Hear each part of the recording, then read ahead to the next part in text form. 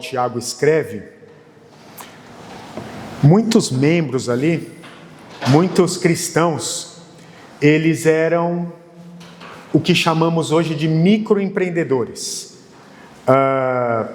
empresários, gente que tinha posse, irmãos que tinham uma condição financeira boa, irmãos que tinham campo e que contratavam trabalhadores para trabalhar no seu campo. E Tiago, ele escreve exortando a esses irmãos a respeito do pecado que eles estavam cometendo em relação ao dinheiro deles, em relação à condição financeira que eles tinham. E Tiago, ele começa chamando a atenção desses irmãos, chamando a atenção dessas pessoas. Atendei agora, ricos. Ele diz, atendei agora. Agora é o momento de vocês ouvirem a voz de Deus e se atentarem à instrução do Senhor e mudar aquilo que precisa ser mudado na vida de vocês. Normalmente nós usamos o discurso, na segunda-feira eu começo determinada coisa. O dia de segunda-feira é sempre o dia da semana de se começar alguma coisa. Mas a exortação de Tiago é, atendei agora, não espere para amanhã, não espere semana que vem chegar, não espere o mês que vem, é agora o atender a voz de Deus. E ele direciona essa mensagem aos ricos daquela igreja. Ele não está falando com ricos que não acreditavam em Deus, ricos da sociedade ali, da cidade que não tinham Jesus Cristo como o seu Senhor. Tiago está falando para as pessoas que frequentavam a igreja, pessoas que diziam seguir a Jesus Cristo. E ele aponta o pecado para essas pessoas. Ele aponta o dedo, mostrando que essas pessoas estavam vivendo em pecado. Assim como ele fez com os outros irmãos que estavam cometendo pecados em relação a outras coisas, que estavam tendo outras práticas de pecado. A questão da fofoca, da língua, de buscar só contendas e não paz, irmãos que praticavam boas obras, mas que não tinham fé, praticavam as boas obras para apenas barganhar com Deus, irmãos que, o contrário, só tinham fé, mas não praticavam nada de bom, não contribuíam auxiliando aqueles que necessitavam, pessoas que viviam sem sabedoria. Então Tiago, ele vai acusando o pecado desses irmãos, e agora então ele acusa o pecado dos crentes ricos. Ele vai falar sobre a forma de obter as riquezas, ele vai falar sobre a maneira de se usar as riquezas e a consequência de se acumular riquezas, de forma material e de acumular riquezas no coração. Então são esses 3 pontos aqui que Tiago vai abordar nesses 6 versículos iniciais. A Bíblia, ela não desestimula a aquisição de bens. Tanto que se nós estudarmos a vida de Abraão, ele era um homem rico. E ele foi chamado para ser pai de uma grande nação. Ele foi chamado para conduzir uma nação, para representar uma nação. José também foi um homem rico. Depois de ter enfrentado tudo aquilo que sabemos, a escravidão, a venda, a prisão lá no Egito, depois de adulto ele se tornou um homem rico, governador do Egito. Imagine, meus irmãos, o tamanho da riqueza de José, sendo governador do Egito. A Bíblia não desestimula a aquisição de dinheiro, de bens, mas ela nos ensina e nos exorta a administrarmos bem essa riqueza, esses bens adquiridos. Então, no versículo 4 e no versículo 6, Tiago, ele vai abordar essa questão da forma de se obter riquezas, porque esses irmãos aqui estavam adquirindo riquezas, obtendo riquezas de forma errada. Eis que o salário dos trabalhadores que ceifaram os vossos campos e que por vós foi retido com fraude está clamando. E os clamores dos ceifeiros penetraram até aos ouvidos do Senhor dos Exércitos. Tendes condenado e matado o justo sem que ele vos faça resistência.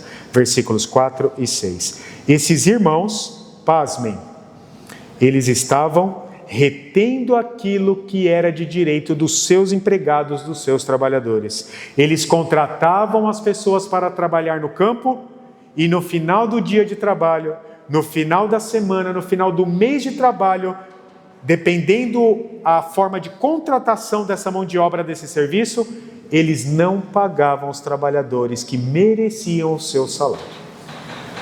Em vez de pagar aquilo que era de direito, aquele valor justo pelo trabalho que eles tinham executado, eles pagavam menos ou eles não pagavam. E era daí que vinha a riqueza deles. Eles estavam enriquecendo ao não pagar o salário dos seus empregados. Em outras palavras, eles estavam roubando os seus empregados. A aquisição dessas riquezas desses irmãos era o roubo. Eles estavam retendo o salário de quem deveria receber um salário justo. Havia muito trabalho e muito suor feito por esses homens, por esses trabalhadores no campo, mas eles não tinham o salário que era de direito deles. Eles estavam controlando também os tribunais, diz o versículo 6, tendes condenado e matado o justo, sem que ele vos faça resistência. Eles levavam esses trabalhadores até os tribunais. Eles mandavam outras pessoas para os juízes. E esses juízes, sendo subornados por eles, legislavam em favor deles.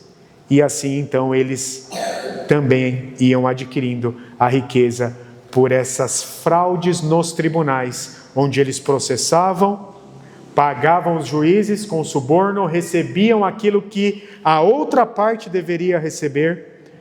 Então eles entravam em acordo com os juízes para que eles pudessem ter o que era de direito do outro. Então eles estavam enriquecendo por roubo, por reter o que era de direito dos seus trabalhadores e também por causa do suborno, ao pagar para os juízes legislarem em favor deles. E eram homens que frequentavam a igreja, homens que se diziam servos de Jesus Cristo. E é para esses homens, então, que Tiago escreve e exorta. Eles precisavam atender a voz de Deus, atendei agora, ricos, e chorar, e eles tinham que sentir o pecado deles.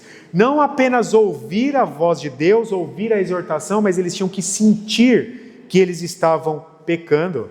A palavra de Deus, a instrução, a acusação do pecado deles deveria tocar no coração deles, quebrantá-los, para que eles pudessem sentir o peso do erro, o peso daquilo que eles estavam fazendo e assim mudarem de vida e assim pararem de roubar, pararem de subornar, para que pudessem então viver de acordo com a vontade de Deus. A Bíblia, meus irmãos, faz advertências severas contra a obtenção de lucros por meio de riquezas ilícitas. Roubo, a retenção daquilo que é de direito, levar aos tribunais de forma injusta, sem causa, ou subornando juízes para que legislem em seu favor. A Bíblia condena esse tipo de pecado.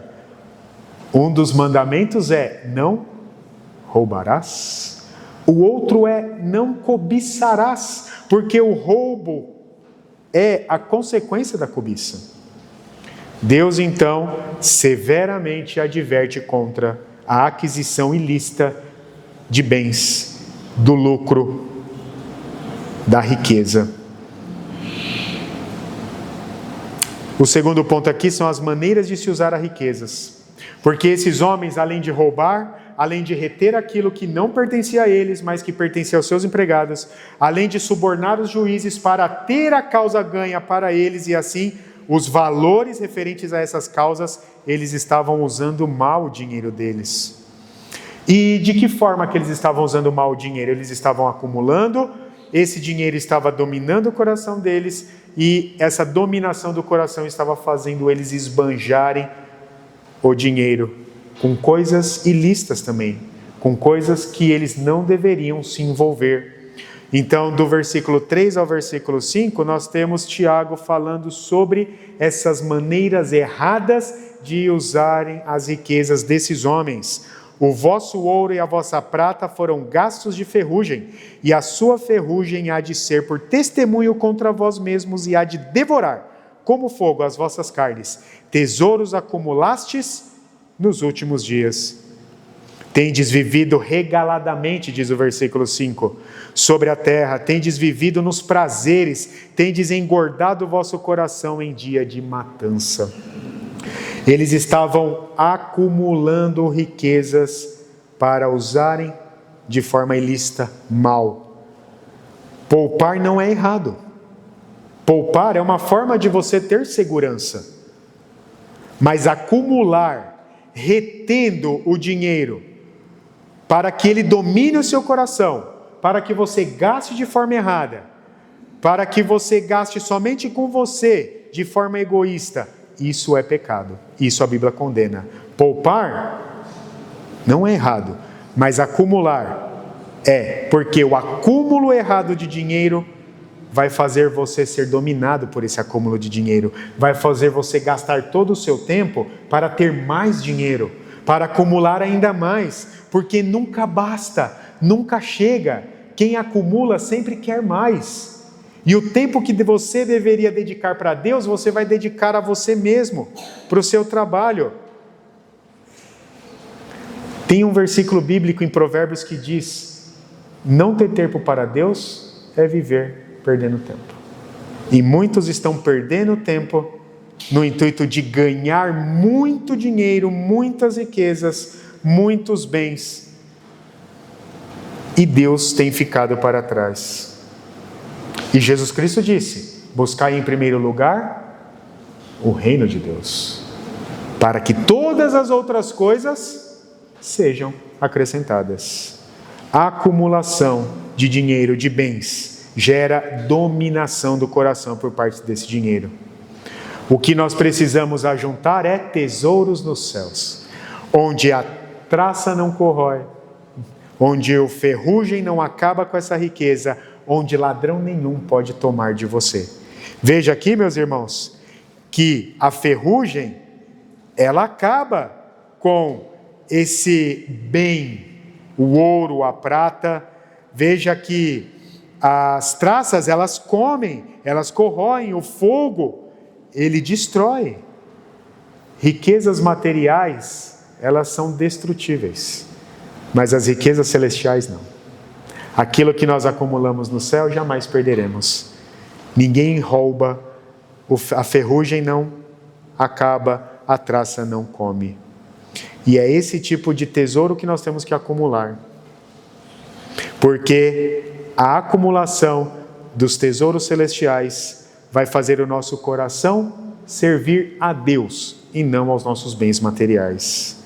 Os ricos roubavam e defraudavam os pobres, não pagavam seus trabalhadores, não permitiam que eles se beneficiassem do salário que era de direito deles. Eles passavam necessidade porque eles não tinham, porque os seus patrões estavam retendo tudo.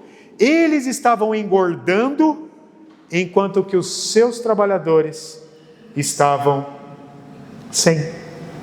emagrecendo. Veja o versículo 5. Tendes vivido regaladamente, tendes vivido nos prazeres, tendes engordado o vosso coração, como no dia da matança. A figura que Tiago usa aqui é a de um homem que engorda o seu boi, engorda o seu gado, para que no dia da festa ele possa se fartar com aquela carne, com aquele boi cevado, com aquele gado cevado. Você vai engordando, engordando para ter de sobra, para ter uma festa abastada. É essa figura que é usada para esses homens que estavam engordando as suas contas, enquanto que os seus trabalhadores passavam necessidade. Não tinham ali aquilo que é básico para a sobrevivência. E eles então, engordando, gastavam com prazeres, gastavam regaladamente, esbanjavam, enquanto os seus trabalhadores passavam necessidade. Isso é pecado. Esbanjar de forma errada. Esbanjar porque você tem, sendo que o seu próximo, o seu irmão, o seu empregado passa dificuldade e necessidade. Lucas capítulo 12, versículo 15 diz: tende cuidado e guardai-vos de toda e qualquer avareza, porque a vida de um homem não consiste na abundância de bens que ele possui. E a instrução que Deus deu para o jovem rico, que Jesus deu para o jovem rico foi: você quer me seguir? Venda tudo o que você tem, desfaça tudo daquilo que você tem, e aí você vem e me segue. E qual foi a reação do jovem rico? Ele abaixou a cabeça e preferiu continuar com as suas riquezas, continuar com aquilo que ele tinha, e não seguir a Jesus Cristo. Não dá para servir a dois senhores. Ou você serve a Jesus Cristo, ou você serve ao seu dinheiro. Ou você serve a Deus, ou você serve às suas riquezas. Os dois senhores disputam o seu coração. Ou você será dominado pelas suas riquezas, ou você será dominado pelo seu Deus, pelo Senhor, por Jesus Cristo. O seu coração não comporta essa divisão. E no mundo, o dinheiro sempre vai levar vantagem. Deus sempre ficará de lado para que os bens materiais sejam adquiridos e acumulados, para que o luxo faça parte da vida das pessoas, para que as pessoas possam esbanjar com seus prazeres, para que as pessoas possam viver regaladamente. Mas nós, que somos servos de Deus, que fomos alcançados por Jesus Cristo, não podemos viver como o mundo vive. É o Senhor que deve dominar o nosso coração. E se Deus abençoa você com dinheiro de sobra, com bens materiais, é para que você possa ajudar quem precisa. É para que você possa praticar as boas obras que foi falado nos capítulos anteriores. João Calvino sempre ensinou isso à sua igreja. Deus te dá de forma abastada para que você ajude quem precisa, para que você contribua com quem passa necessidade, para que você pague com justiça o seu trabalhador, aquele que trabalha na sua empresa, aquele que trabalha e serve você. Justiça na distribuição da renda. Todos têm o direito de ter aquilo para poder sustentar-se como básico. Nós não podemos querer mais do que precisamos. A grande diferença entre desfrutar o que Deus dá e viver de modo extravagante. Há uma diferença muito grande. O luxo é capaz de destruir o caráter, pois leva a pessoa à idolatria. Os bens materiais se tornam o Deus daquela pessoa que quer viver no luxo. A combinação de caráter e de riqueza pode produzir muita coisa boa, enquanto que a combinação do egoísmo e da riqueza resulta sempre em pecado. E em terceiro lugar, nós temos a consequência desse acúmulo ilícito, errado, de riquezas. Esses homens, esses ricos que frequentavam a igreja, que recebeu essa carta escrita por Tiago, estavam enriquecendo, acumulando de forma ilícita. Nós vimos, eles roubavam, eles não pagavam o que era de direito, eles iam para os tribunais, subornavam os juízes para que os juízes legislavam em favor deles, para que tudo aquilo que fosse resultado da causa viesse para eles. E qual é a consequência disso? De se acumular dinheiro de forma errada. Os 4 primeiros versículos que nós já lemos diz isso para nós. Em primeiro lugar, prejuízo e insegurança, versículos 2 e 3. As vossas riquezas estão corruptas, e as vossas roupagens, comida de traça. O vosso ouro e a vossa prata foram gastos de ferrugens, e a sua ferrugem há de ser por testemunho contra vós, e há de devorar como fogo as vossas carnes. Tesouros acumulastes nos últimos dias. Os cereais, eles apodrecem se você acumular demais. O ouro perde o seu valor. As vestes são comidas de traça. A madeira não resiste ao cupim. E o metal, ele se desgasta com a ferrugem. Tudo isso não dá segurança, ainda que o homem busque segurança nessas coisas materiais, nesses bens materiais. Mas o que eles encontram? Prejuízo e insegurança. Nenhum bem material no mundo dura para sempre. Esse dinheiro, essa nota de dinheiro que eu mostrei para as crianças, não dura para sempre. A moeda não dura para sempre. O seu cartão de crédito não dura para sempre. O dinheiro guardado na conta bancária não dura para sempre. É um grande erro pensar que essas coisas podem te dar segurança. Segundo lugar, corrupção do caráter. Acumular riquezas de forma ilícita gera corrupção de caráter. Versículo 3 que nós lemos. O dinheiro em si não é pecaminoso. A Bíblia não condena o dinheiro em si, mas condena o uso errado dele. O acúmulo errado do dinheiro.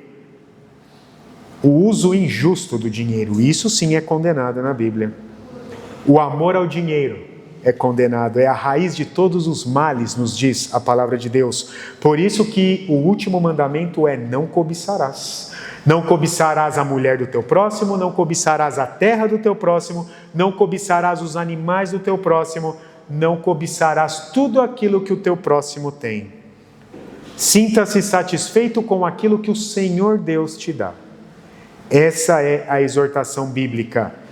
Porque se você viver satisfeito com o que Deus te dá, o seu caráter sempre permanecerá bom, um caráter fiel a Deus, e não um caráter corrupto e injusto. E em terceiro lugar, condenação eterna.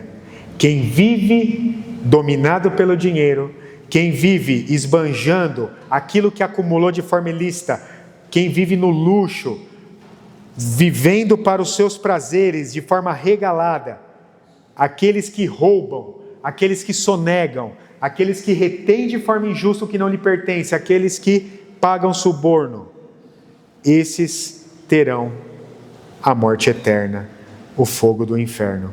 E veja, meus irmãos, as palavras que Tiago usa aqui na sua epístola. Versículo 3: o vosso ouro e a vossa prata foram gastos de ferrugem, e a sua ferrugem há de ser por testemunha contra vós. No dia do julgamento final, o próprio bem material, a riqueza, o dinheiro testemunhará contra o seu dono. As pessoas buscam segurança nos seus bens materiais, e esses bens materiais serão chamadas por Jesus Cristo como testemunha contra aqueles que acumularam. O dinheiro testemunhará contra aquele que ele dominou. Jesus Cristo enviará para o fogo do inferno todo aquele que foi dominado pelo dinheiro, o qual o dinheiro próprio testemunhou contra ele. O dinheiro é enganoso. Essa é a ideia aqui desse testemunho contra aquele que viveu em prol dele a sua vida inteira, porque o dinheiro é enganoso. A segurança que as riquezas dizem dar é uma segurança falsa, não é uma segurança verdadeira. Condenação eterna. E o versículo 3 continua: e as suas ferrugens há de ser por testemunha contra vós mesmos, e há de devorar como fogo as vossas carnes. Tesouros acumulastes nos últimos dias. Esses que subornaram os juízes terrenos, tentarão subornar o justo juiz, Jesus Cristo, no dia do julgamento final. Mas Jesus Cristo é insubornável. Jesus Cristo é justo. Jesus Cristo é Deus. E Ele não será subornado. Hoje mesmo, Jesus Cristo não é subornável. Ninguém consegue subornar Jesus Cristo. Ninguém consegue barganhar com Jesus Cristo. Não é possível, ainda que tentem. O resultado de um coração dominado pelo dinheiro, de um coração dominado pelas riquezas, é a carne sendo oferecida no fogo do inferno. Pelas próprias riquezas, pelo próprio dinheiro, que dominou as pessoas. Testemunho contra eles, para que eles sejam punidos no fogo do inferno. E todo aquele que vive dominado pelo dinheiro, pelas riquezas, desperdiça o seu tempo de viver buscando o reino dos céus, buscando ao Senhor Jesus Cristo. Esses ricos aqui, do versículo 1, atendei agora ricos, chorai lamentando por causa das vossas desventuras que vos sobrevirão. Esses homens estavam perdendo tempo de servir ao Senhor, de demonstrar o amor pelo Senhor, ao demonstrar o amor pelos seus empregados. Eles não demonstravam amor pelos seus empregados, pelo contrário, eles retinham o que era de direito deles. Os seus empregados passavam necessidade, enquanto eles estavam esbanjando com o dinheiro que era dos seus empregados. Esses homens perdiam tempo de mostrar serviço ao Senhor, de mostrar que amavam ao Senhor, de mostrar que amavam ao próximo. Nós não podemos viver perdendo tempo. Como eu disse, não ter tempo para Deus é viver perdendo tempo. E todo aquele que vive para o seu dinheiro não tem tempo para Deus. Concluindo, meus irmãos, ter coisas que o dinheiro pode comprar é bom. Eu disse aqui para as crianças, elas gostam de brinquedos, elas gostam de figurinhas. Está na moda agora o álbum da Copa. Não é barato você fazer com o seu filho, com o seu neto, o álbum da Copa. Sai caro. É um dinheiro ali, é um bom dinheiro investido. Ter essas coisas, carro, celular, roupas de marca famosa, tudo isso é bom, desde que feito, buscado de forma equilibrada, desde que essas coisas que podem ser compradas não dominem o seu coração, desde que essas coisas não tirem o seu tempo de servir ao Senhor. Você precisa tanto de um celular novo, tanto de um carro de luxo, tanto de roupas de marcas de grife, que você vai dedicar todo o seu tempo para o seu trabalho, para acumular esse dinheiro para poder comprar, que você não terá tempo de estar presente no culto, você não terá tempo de servir ao Senhor através dos trabalhos das sociedades internas, você não terá tempo para o Senhor, porque você precisa trabalhar para acumular. Tiago não condena as riquezas, nem os ricos. Ele condena o ganho com usura. Ele condena o lucro por meio da sonegação e da opressão. Ele condena os homens que não sabem adquirir riquezas e que não sabem usar aquilo que Deus dá para a bênção da sua vida e para a bênção da vida do próximo que necessita. É isso que Tiago está condenando aqui, que a palavra do Senhor condena.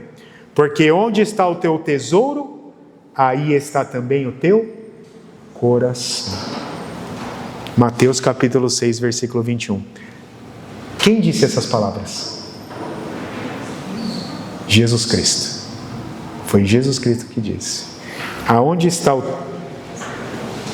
está o teu tesouro, aí está o teu coração. Nós fomos chamados para obedecer aos mandamentos do Senhor, meus irmãos. Nós somos chamados para servir a Jesus Cristo. Nós somos chamados para pregar o Evangelho. Nós não podemos perder tempo acumulando. É claro que você vai dedicar tempo para o trabalho, você tem a sua responsabilidade no trabalho, você tem um chefe a dar conta, você tem ali as suas responsabilidades. Não significa que você não vai dedicar o seu tempo de serviço, mas significa que você não vai ser dominado pelo seu trabalho, que você vai ser dominado pelo dinheiro que o seu trabalho gera. Você vai saber equilibrar o tempo de trabalhar, o tempo de servir a Deus, o tempo de dedicar tempo à sua família, o tempo de estar com seus filhos, de estar com seu marido, com a sua esposa. É o equilíbrio do seu tempo sendo dedicado àquilo que tem que ser dedicado, você não vai viver perdendo tempo. E se você tem dificuldade para administrar o seu tempo, para dar o seu tempo para todas essas coisas que eu pontuei aqui, que são importantes na sua vida, trabalho, filhos, esposa, marido, igreja, Deus. Se você tem dificuldade de administrar o seu tempo, é porque você está precisando de sabedoria. E o que Tiago diz aqui?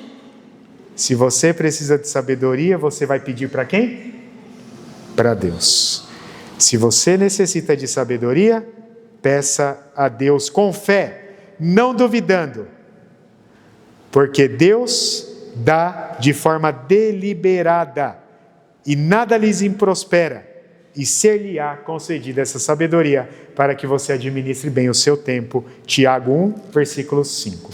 Irmãos, precisamos examinar o nosso coração, porque o dinheiro fala alto, ele grita, ele quer toda a sua atenção, a atenção da sua família, a atenção dos seus filhos, a atenção de Deus. O dinheiro, as riquezas querem a atenção só para ele. Ele é egoísta. Precisamos examinar o nosso coração.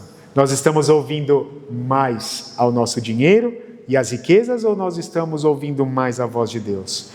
É Deus que precisa falar mais alto do que o dinheiro. Que nós possamos ser mordomos fiéis daquilo que Deus nos concede, daquilo que Deus nos dá em nossas mãos, para viver com sobriedade, com equilíbrio, partilhando com generosidade e gastando com sabedoria aquilo que Deus dá. Se você tem de forma abastada, se Deus está te abençoando, é para que você ajude quem precisa. É para você compartilhar, é para você abençoar a vida de quem precisa. É para você contribuir para o reino de Deus. É para você contribuir para a obra missionária, para a obra que Deus continua fazendo através de pessoas que dedicam todo o seu tempo pregando a palavra em campos missionários. Que Deus possa nos ajudar, meus irmãos. Amém. Eu coloquei na liturgia o hino 400 para nós cantarmos, mas eu gostaria de perguntar à igreja, aos irmãos, se vocês conhecem o hino 382. É um hino da mocidade. Vocês conhecem? Mocidade presbiteriana, conhecem? Então nós vamos aproveitar que hoje é o dia da mocidade presbiteriana e vamos cantar o hino 382 no lugar do hino 400. Nos coloquemos de pé, eu vou pedir para Juliana ajudar aí a puxar o hino, o Gabriel, a Kelly, que vocês me ajudem aí puxando, porque